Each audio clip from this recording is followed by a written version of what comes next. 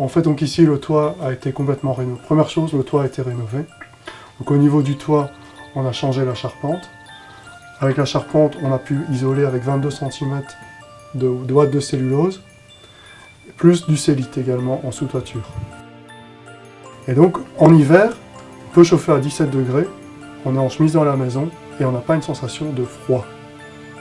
C'est surtout ça la grosse différence par rapport à avant. Par exemple, au plus fort des chaleurs de l'année passée, ou au plus fort des grosses chaleurs, la maison n'est jamais montée au-delà de 24-25 degrés. Ce qui est tout à fait correct par grosse chaleur en été. Ça se voit également au niveau de la chaudière, au niveau des redémarrages de la chaudière. Donc avant, la chaudière redémarrait beaucoup plus souvent que ce qu'elle redémarre maintenant. Qui dit moins de redémarrage, dit moins de consommation. Donc au niveau de la consommation de mazout, je crois que je l'ai divisé par 2. Je suis passé je devrais tourner aux alentours de 500-600 litres par an, plus 7-8 stères de bois. Mais cette maison n'est plus du tout humide, par exemple. Elle respire, elle est tout à fait saine.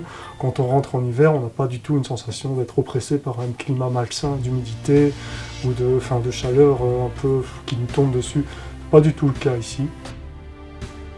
Je suis persuadé que le fait de devoir chauffer en moindre température et d'avoir un confort thermique malgré tout, fait en sorte qu'on est en meilleure santé parce qu'on n'a pas de surchauffe et donc on a moins de développement de tout ce qui est microbes et autres par des ambiances surchauffées.